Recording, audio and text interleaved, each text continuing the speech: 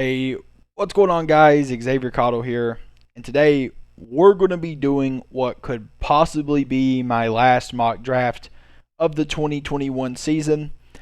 Um, you know, Before we get into the video, though, I want to just take a moment to apologize to the 200 subscribers I have. I haven't been as active as I should be. I've just kind of been at a loss for what I should post. But I think I'm just going to start posting a little. I'm just going to do some analysis on the offensive linemen that are coming out in this draft. I might do a little prospect analysis as well for the Colts, maybe a couple other teams if people ask me to do it. Stuff like that. So stay tuned if you like analysis, if you like learning about new prospects. Subscribe to my channel. Soon enough, I'm going to be your guy. But without further ado, let's just hop into this video here. So first pick is going to be Jacksonville. And of course, they have to take Trevor Lawrence. Trevor Lawrence, in my opinion, is the best quarterback prospect since Andrew Luck. He's an incredible talent. There's really no flaw in his game. There's nothing to look at in Trevor Lawrence and say he struggles in this area because he is kind of, I don't like saying a can't miss prospect, but he's pretty much the closest thing we've seen, again, since we looked at Andrew Luck coming out of Stanford. Number two, there's been a little stipulation between this pick. Some people think Zach Wilson. I personally prefer Justin Fields. I think Justin Fields has another dimension to his game that Zach Wilson doesn't have, and that's just the ability to scramble. I believe that Justin Fields ran a 4.5 40, which is incredibly quick. Justin Fields kind of reminds me of a younger Russell Wilson, I should say. I just prefer Justin Fields. Now, don't get me wrong. I think Zach Wilson's a very good player. A lot of people compare him to Mahomes. I don't really see that, but I do see him being kind of a player like that. I don't see that as his current ceiling, is what I'm saying. I don't see Mahomes being the trajectory he's currently on, but it could happen. I guess it could happen. I just think Fields, as it sits, has a much higher upside. But we'll move on. Number 3 here. With the third pick, I would take Devontae Smith. I think Devontae Smith is an incredible talent. There's just, in my personal preference, if I'm a GM here, I'm probably going to take Jalen Waddle just because of how good I know Jalen Waddle is. And honestly, Jalen Waddle, I believe, was considered to be the best receiver in college before his injury. So, take this with a grain of salt. I think that all three of these wide receivers, Ja'Marr Chase, Devontae Smith, and Jalen Waddle, will be incredible talents in the NFL. It's just preference at this point. It's which player do you think fits best in your scheme. Now, for Miami, I think they should go with the safest bet, seeing how they don't really have an identity yet with Tua, and they don't really have, they don't really have anyone at all on that offense as a weapon. So I think Devontae Smith is the safest pick for them. I think he's going to do just fine with Tua. They've already spoken out saying that they want to play with each other. So I think this would be the best pick for Miami. Number 4. Now, this is a really interesting one. It is a hard one to pick because management has came out and said they're keeping Matt Ryan, which makes me think they do not want to select a quarterback, at least if they don't want to anger the fan base. If you are picking number 4 and you have a chance to get either Zach Wilson or Justin Fields, why would you keep Matt Ryan? So I don't think they're going to take a quarterback in this situation. I think they're going to look to build, and I think this is where Jalen Waddle will go. How often do you get a chance to draft a Jalen Waddle or a Ja'Marr Chase? Now, they could take Ja'Marr Chase. Again, I just personally prefer Jalen Waddle. I think he is a more explosive athlete, and I think he fits the scheme of the NFL way more, just with his speed, being able to stretch the offense vertically, and his ability to route run. Number 5, I'm taking Penei Sewell. We saw Joe Burrow just kind of running for his life at all times, which is really unfortunate because I love Joe Burrow as a player. I think he's an incredible competitor. He kind of has that cold demeanor that Aaron Rodgers has, except not as not as I don't know how to describe it. He's not as blatantly toxic as Aaron Rodgers is, but he has that same demeanor. And I still like that demeanor about Aaron Rodgers, don't get me wrong. I just think Aaron Rodgers kind of handles himself poorly at times. But still yet, I love Joe Burrow. I'm going to be happy if the Bengals can pick up Penei Sewell because they need a guy that can protect him. Number 6, again, this is kind of a tough one to pick because they need it all. Well, they don't necessarily need it all. Jalen Hurts to me isn't really a sure thing.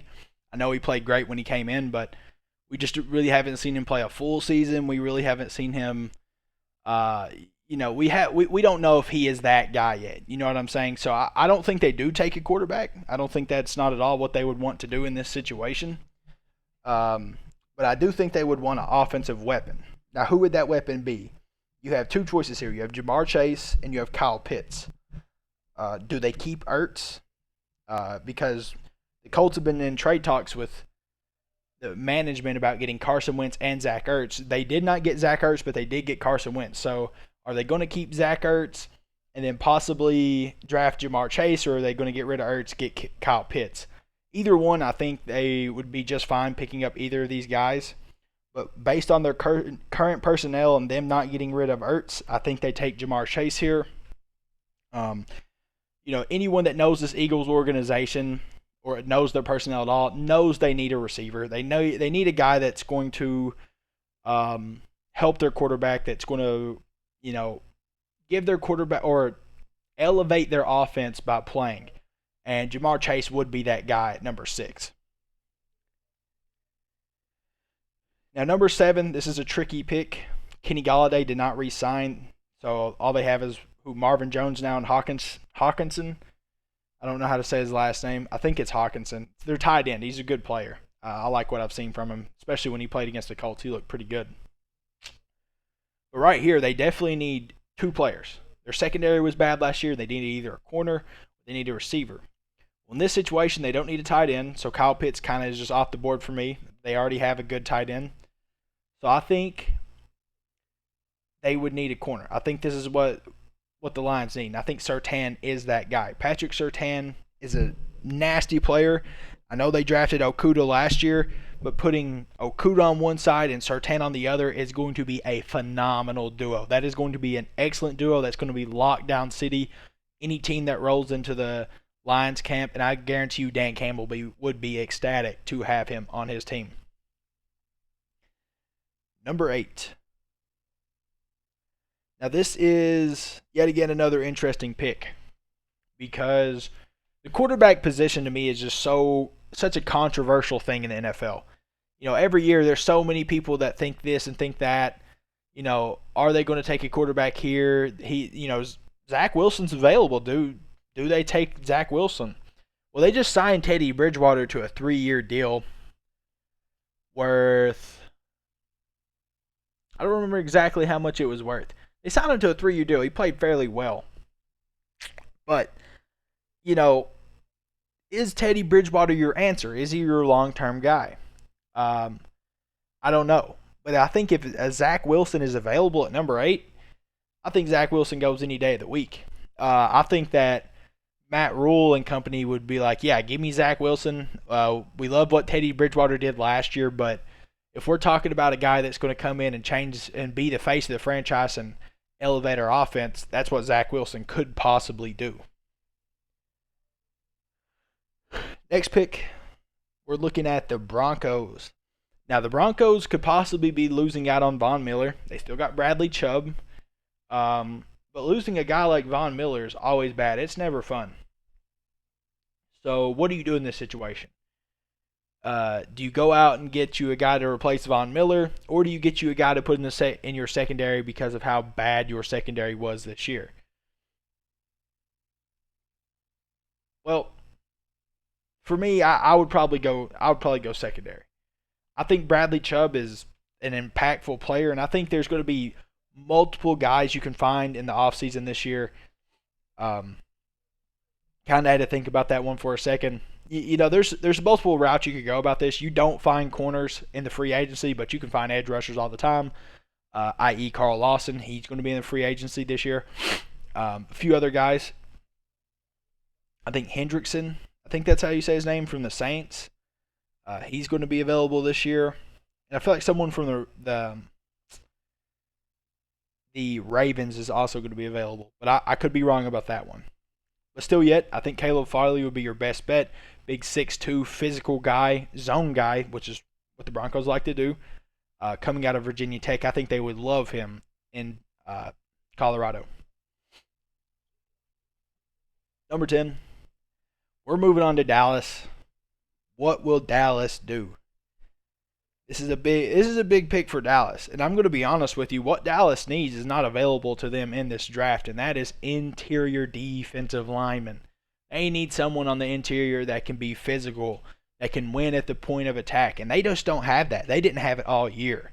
And if you don't believe me, you can go watch them versus the Browns and watch what J.C. Treader and Joel Bitonio and Wyatt Teller were doing to them. It was slaughter. It was no less than slaughter. It was crazy watching their whole interior defensive line just get pushed around that like they were, just useless. Like it just wasn't even competitive up there. So they need a guy that'll get in there and bang around and win at the point of contact. I don't think they're finding it in the draft, but they need someone. They need someone horribly, badly. Let's just say that. Personally, right here, I think they need a guy that is going to be a difference maker. I don't know. I feel like they need a guy that's going to be a difference maker on the edge, but I feel like they got all kinds of edge players. I kind of think they just go best available on the board right now, and that's going to be Kyle Pitts. They really don't need many offensive linemen. They got Tyron Smith, they got La'el Collins, they got Zach Martin. Their offensive line's pretty set. Their receiving core is for sure set. They just haven't had a good tight end since Jason Witten. I think Kyle Pitts, if he's available at 10, I think the Cowboys will be just fine with picking him up. Maybe even trading back. We'll see. I don't think the Kyle Pitts' biggest need is the offensive weapon, so I could see them trading back, trying to pick up a little more draft capital. Working along those lines. Okay, next pick here, New York. Where does New York go? Well, there's two ways I look at this. New York could go in the direction of taking a quarterback here in Trey Lance, which is a distinct possibility, believe it or not. New York needs to think long and hard about it. If Trey Lance is available at 11, they might need to take him. Because Daniel Jones, I do not think is the answer up there. I don't think, what he showed me these first seasons he's played has just been poor control or poor play in the pocket, constantly fumbling, just been a turnover machine. He has been limiting their offense more than he has been helping it. So they need to kind of think about that. But on the other hand, defensively, their biggest issue that last year was not the secondary. Their secondary played fantastic, actually. Linebacker core really stepped up. Blake Martinez coming over from Green Bay, playing in that system with Joe Judge was fantastic for him. Blake Martinez was a complete different player from last year to this year. So I think that their biggest need currently for me would be a Kwity Paye. They need an edge rusher. Leonard Williams can't do it himself. I think they're going to keep Dexter Lawrence, Leonard Williams, and then they're going to put Kwity Paye as that other edge rusher. And that would be a fantastic defensive front. If New York can land Kwity Paye at number 11, I think they'll be more than excited to get him. Number 12, San Francisco. This is another tough one. I think that they can go multiple directions here. I'm going to be honest. And this is no disrespect to Jimmy Garoppolo. I think Jimmy Garoppolo did the best he could do with what was available to him. But I think that Trey Lance has a much higher ceiling than Jimmy Garoppolo. I think Trey Lance is more mobile. I think he can do more with his arm. I think he can elevate an offense more. So I think that this is where Trey Lance goes if he's available, which is a distinct possibility. A lot of people aren't talking about Trey Lance anymore. He's kind of going under the radar again. A lot of people were talking about 4 quarterbacks going top 10, not even a month ago. As there's a lot of talk about that, but I think it's kind of calmed down now. I could see Trey Lance dropping to number 12 pretty easily. I could see, again, San Francisco possibly picking him up at number 12. You got to think Kyle Shanahan is, to me, the best coach in the league. He is fantastic. His scheme is just, I mean, it's almost unreal at times with what he does with what he's working with, which is pretty crazy. If we would have gave Matthew Stafford to Kyle Shanahan, the league would have been on notice. It'd have been a rough time for anyone playing, especially in the NFC. So I think landing Trey Lance at 12 is going to be great for them. We'll move on here, though. Number 13, we're going to go to the Chargers. What do San Diego need? Well, for the last 2 years, their offensive line's been absolutely abysmal. Put it politely. Just say that. They've been bad. They've been really bad. So I think right here, this is where Cosme's going to go. I've seen a lot of comparisons. I've seen a couple comparisons of Cosme, and one of them has been to Bakhtiari. So, I'm pretty high on Cosme right now. I've looked at some of his film. It's pretty good. A month ago, I wasn't really saying this. Now I'm kind of been looking at prospects, and I'm kind of thinking Cosme's starting to look like the number 2 tackle in this draft. Could be wrong. A lot of people like Slater. I just don't like Slater that much because he's kind of undersized. I know New England, 6'2" tackles, blah blah blah. I don't like that. It's just a preference. If I want to tackle, I want a guy to be 6'5", 6'6" minimum, good wingspan. I want him to be able to keep them big, lengthy edge rushers from being able to reach around them. I don't want that. So I think Cosme goes at 13. I think the Chargers will be just fine picking him up. They need somebody that's going to protect Justin Herbert, who has looked like one of the best draft picks in a long time. So good for them. If they get him at 13, going to be great. We'll move on, though. Number 14. Now, this is a tough pick. This is a tough pick because, like the Cowboys, the Vikings are missing an interior presence.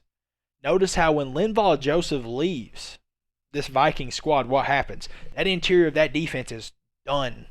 It is gone. It was just rough. It was rough on the linebackers this year. Even though they made up for it, they have a really talented linebacker core over there in Minnesota. But it was just, I watched the Colts week 2 play this team, and it was ugly. It was maybe one of the most ugliest performances I've seen from an interior defensive line this season.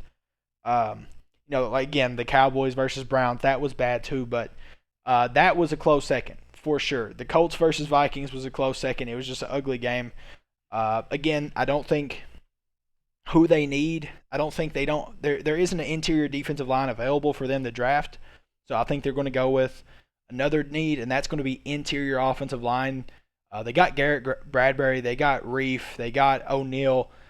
So they got both their tackles taken care of, and they got their center. So I think their need is a guard.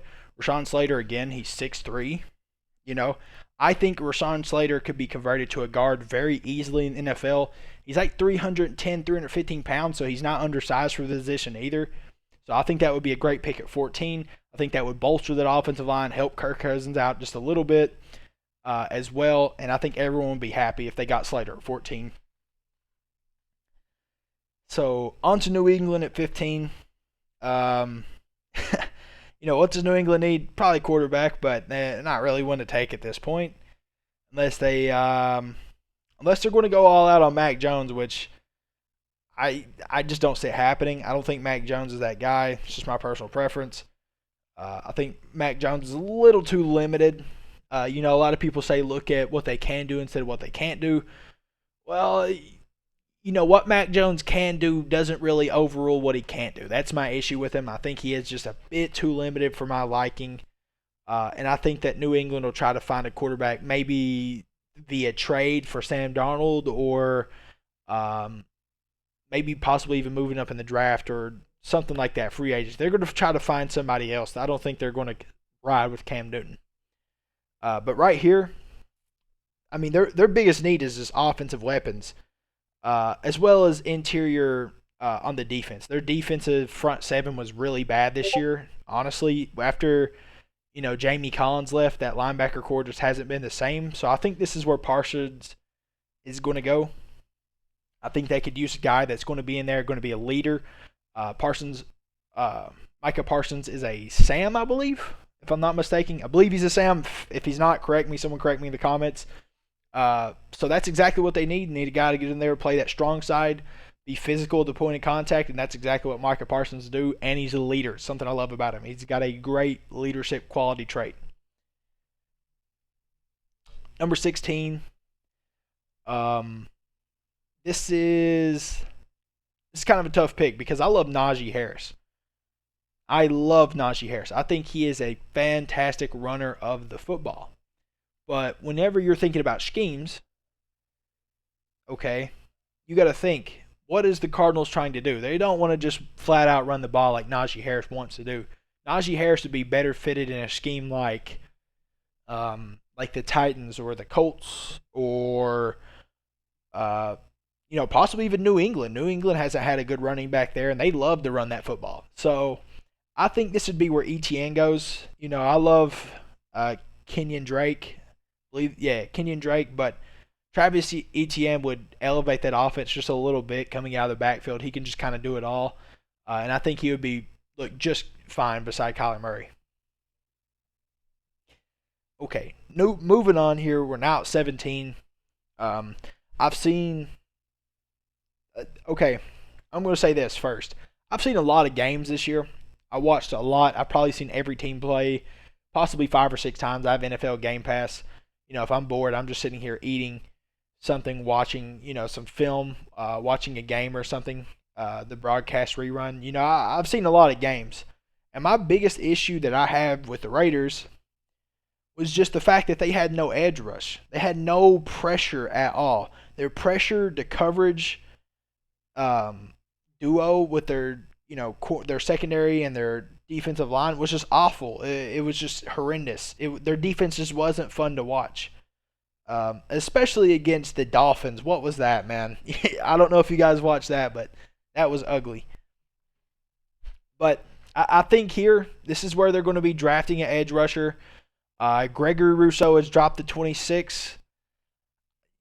I'm not sure how I feel about that, but I'm not going to say too much about it. I would much rather prefer Rousseau over Osai. Just my preference. That's just my preference, but I feel like this organization is going to try to. They're not known for taking chances. Their GM's just not known for taking chances. So I think they're going to play conservative. I think they'll take Osai, who is a great player in and of itself. I just don't think he has the same potential that a Gregory Rousseau has. That's the only knock I have on Osai. So I think Osai does go to the Raiders in this situation, bring someone in there that can actually rush the passer. A lot of Raiders Nation loves Max Crosby. I hate to break it to you guys. Max Crosby's not that guy. He's really not that good. So that's just my personal preference, though. I mean, statistically, I'm correct. If you go watch his film, you'd probably start to agree with me because he gets beat on a lot of reps. But yeah, I'm not rooting against him. I hope he does have a great season next year, but he's just kind of overrated. Raider Nation just kind of pumps his head up a little bit too much. But number 18, this is yet again going to be another pretty hard pick to gauge. No one really knows what's going to happen. They picked up Austin Jackson. I believe that's his name. Right, out of USC, 3rd round last year. Well, no, I think 1st round, actually. They picked him up 1st round, right? One moment. I'm going to look it up on my phone here. Austin Jackson. Yes. USC. He was drafted 1st round. So they have Austin Jackson. I know he got injured this year. I just didn't remember what round he got drafted in. So I think they're going to ride with him. I don't think they're going to, be like, all right, Austin Jackson, you're done. I think this is a part where they give Brian Flores something to work with. Brian Flores is a immaculate defensive mind, and he can do a lot with a little. I'm telling you. What I watched him do this year with this defense of the Dolphins was spectacular with what he was working with. So I think that they're going to give him a Jeremiah Owusu. I wish I could say his last name, but I can't. Karamoa. I hope I said that correctly. They give him somebody, some playmaker to put in that front seven that's going to really, stand out when they watch him play. And he is that guy. Out of Notre Dame, Jeremiah Owusu is a fantastic player. He makes plays, plays hard, incredible motor, and I think Brian Flores would love to get a hold of him. Okay, on to number 19. Finally making it to the playoff teams. And we're going with Washington first. Now, what is Washington's biggest need other than everything? Yeah, everything. It's literally it, everything. They're losing Brandon Scherff in free agency.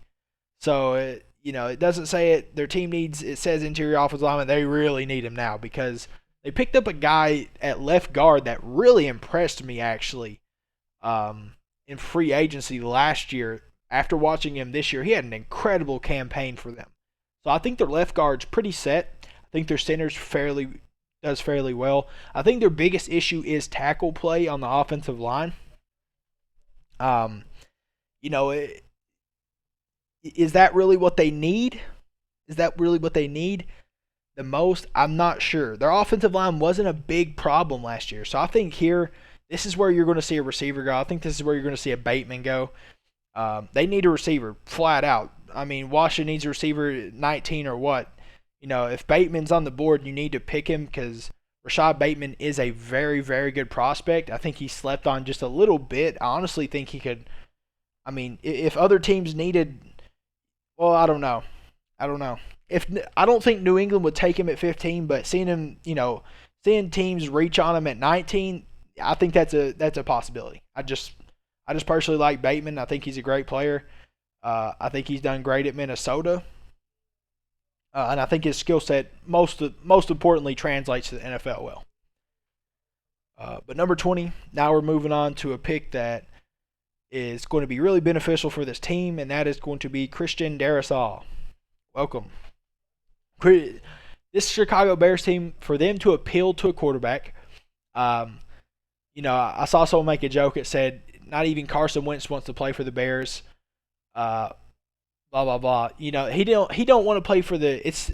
They were kind of inferring that the Bears were a laughingstock organization.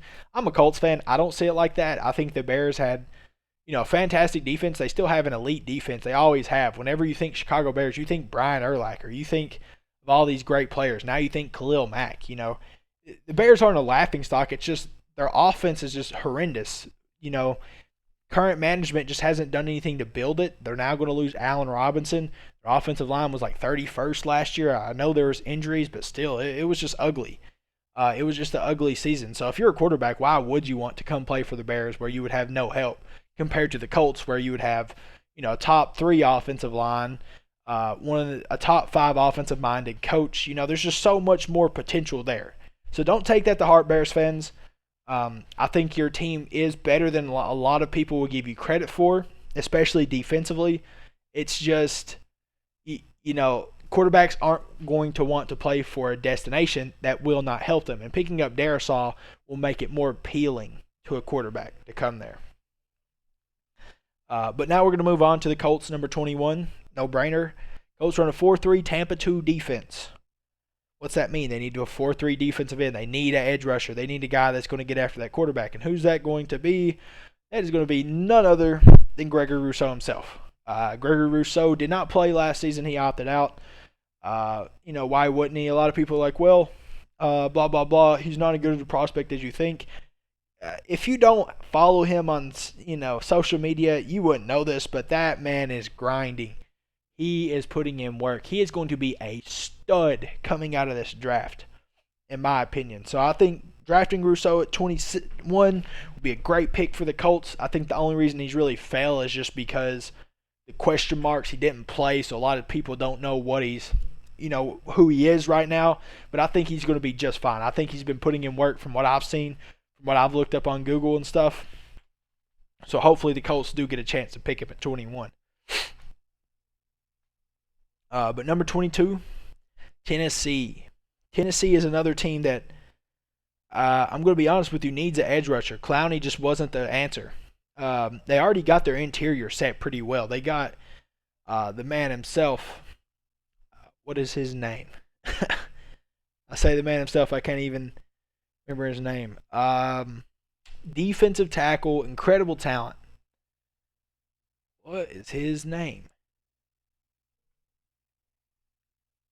It's not dawning on me right now, but he is to me he is the best interior defensive tackle in this league.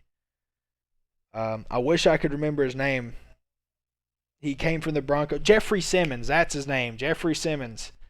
They already got Jeffrey Simmons, so they're good there. I think they just need an edge rusher. They got a Dory Jackson. They got Darius Byrd. Their secondary is pretty set too. They can maybe find one more person to be in the secondary, but it's not horrible. It's not.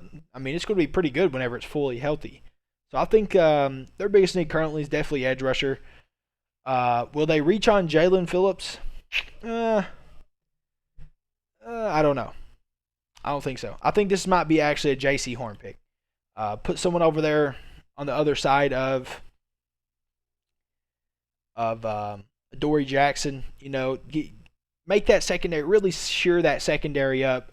So whenever you do bring in an edge rusher from the second round of the draft or free agency possibly, there's a lot of really talented free agent edge rushers this year.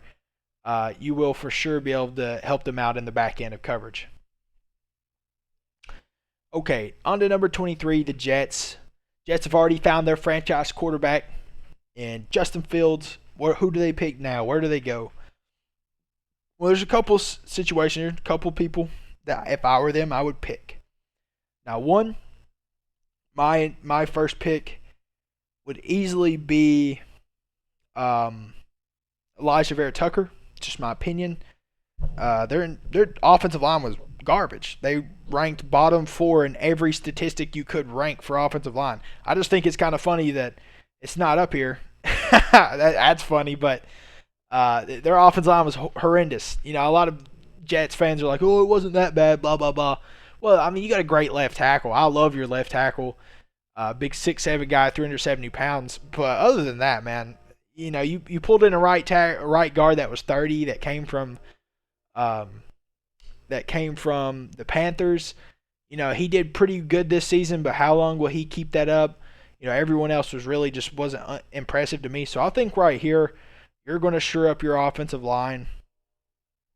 You're going to take Elijah Vera Tucker. I know a lot of Jets fans would say, "Oh, take Terrence Marshall," blah blah blah. I'm just going to be honest with you. You have to protect Justin Fields. You can't let Justin Fields fall into that same trap that Donald did. Let him be behind some protection that will allow him to evaluate the field and learn. Get the players later. This isn't a 1-year thing. This isn't a, we're drafting this year, we're winning next. We're winning the whole thing next. That's not going to happen for the Jets. Draft your offensive line, keep your quarterback healthy, keep him clean, and good things will come. The Colts should have taken a some notes on what I just said, because Andrew Luck is no longer their quarterback because they did not do that. Don't let Justin Fields go through that same thing. Number 24, Steelers.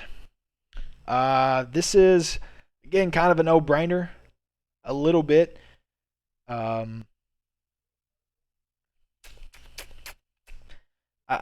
No-brainer as in I know who I'm going to pick for them, I should say.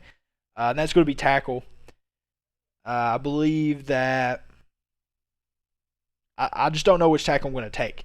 I don't really like Jalen Mayfield. I think he's weak. That's just my opinion. I think he's incredibly quick. He's a fast guy. Don't get me wrong. He runs a very fast 40, really hyper athletic. He is just weak. He just does not look physical. He doesn't look strong. And I don't like that. But another guy that does, Liam Eichenberg. I think Liam Eichenberg would be the best pick here. I think he should get rid of Alejandro at left tackle. I think he should be gone. That's just my personal opinion. If you go watch the film versus Carl Lawson, Carl Lawson's tore him a new one. That is, if you don't know Carl Lawson, he had a breakout this year for the Bengals. So they played twice this year. Carl Lawson tore him up both games.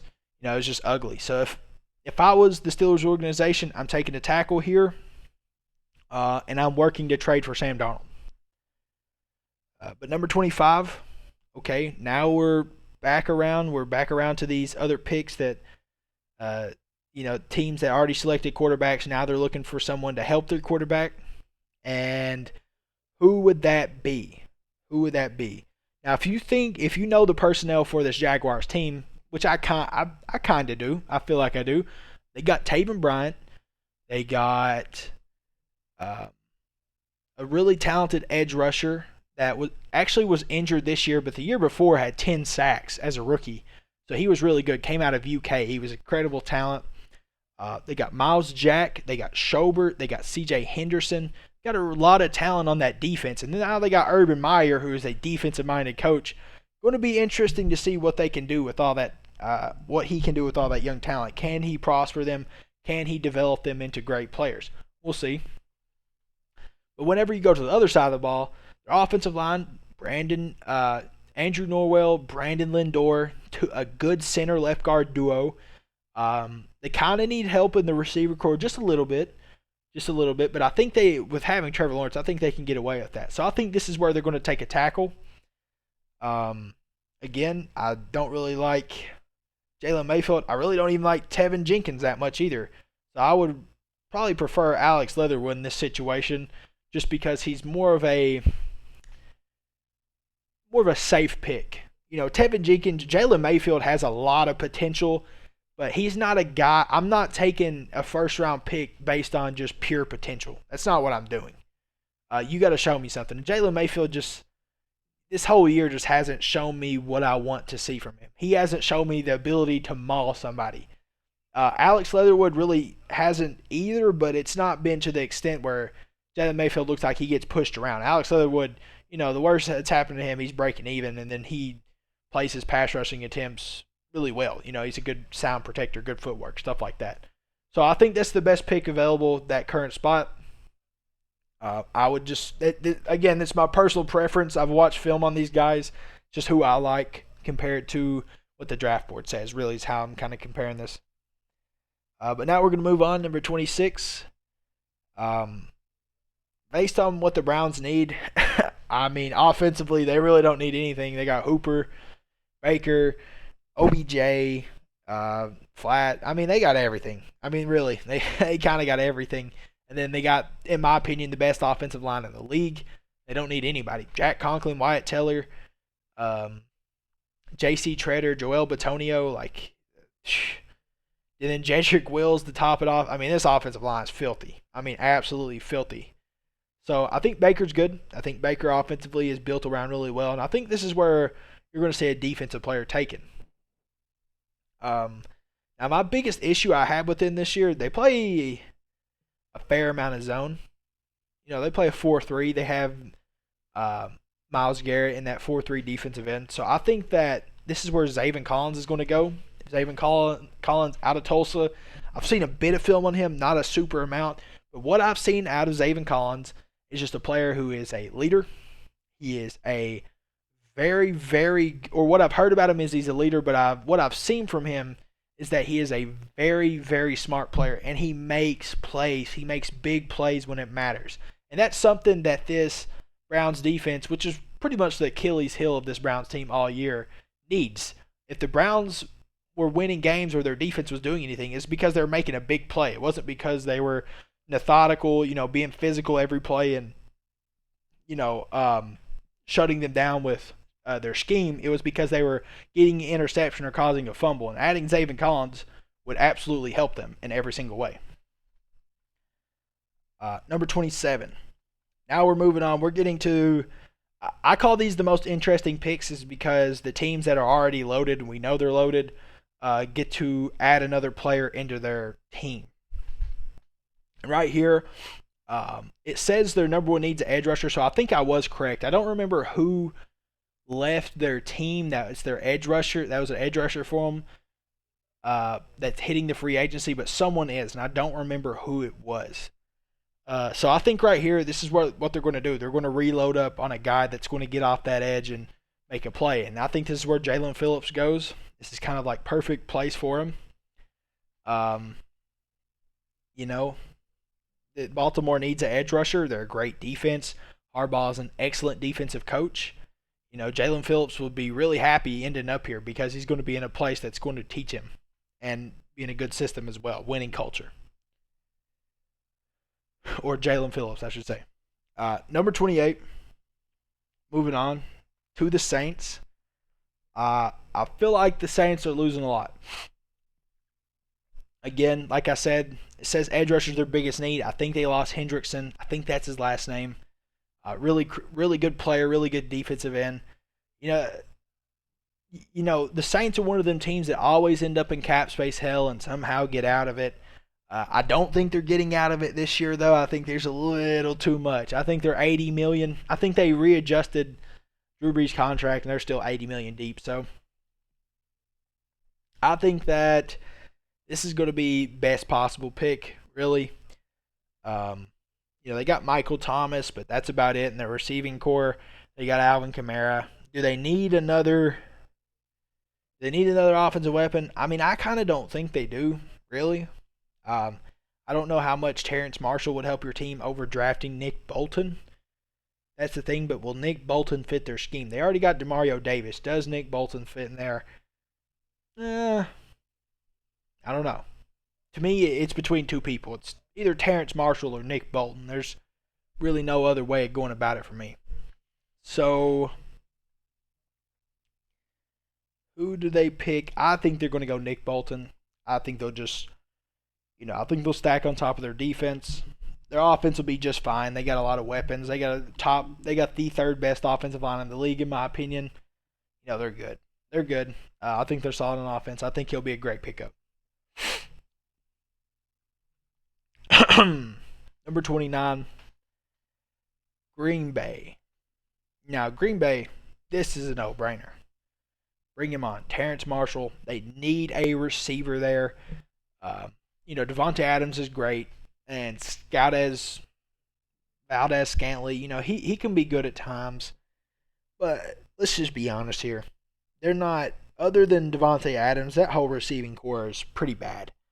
It is definitely an example of Aaron Rodgers elevating the receiving core and not the receiving core helping out the quarterback, elevating the quarterback play. That's bottom line. If Devontae Adams was locked down at times this year, the offense just kind of looks stagnant. Aaron Rodgers, being an elite Hall of Fame quarterback, could do his thing, work his magic, but adding another guy to this receiving core that's going to make big plays is going to be huge for this Green Bay team. Okay, number 30. Moving on to the Bills. Just a couple picks left. Who will go? That's the question. The Bills, my biggest issue with them, watching them, they don't have much edge play defensively and interior-wise as well. Ed Oliver just wasn't that guy. His play kind of cleaned up at the end of the season, but it wasn't good. It wasn't good by any means. I'm going to be honest with you. I did not watch Ed Oliver play against the Colts and say, wow, he's good. He was just kind of getting bullied the whole game. So, where do they go? Zach Moss and Singletary, neither of them guys are running back ones, in my opinion. I think they're both running back twos. So, they could possibly go to a running back here. Again, I know they drafted Zach Moss last year, but they need a guy that is a running back one. Najee Harris would be that guy, just saying. Linebacker core wise, it's not the best. Their secondary is really good. I like Jerry Hughes. I like Ed Oliver, but I just don't. I don't know if he's going to be that guy. He's kind of looking like a bust. So, oh no, it's tough. They got Deion Dawkins at left tackle. I don't think right tackle is a huge pressing matter for them. From what I've seen, their offensive line wasn't a big issue this year. So in this spot, I think they just take best on the board, and that's going to be Najee Harris. I think why reach on another guy in the first? If they're not taking Najee Harris, just trade down. That's just kind of my look on it. I mean, there's no reason to reach. There's no reason to reach for one of these other guys that you could possibly use. Just take the best on board. Pick you up a Najee Harris and, add someone to your running game that is going to make a difference, unlike Zach Moss, unlike Singletary, because they were, running back twos at best. They weren't a clear definitive run back one. There wasn't a clear definitive running back one on that team. And Najee Harris, in my opinion, would be that guy. But moving on, Number 31. Let me get me something to drink right here. One moment.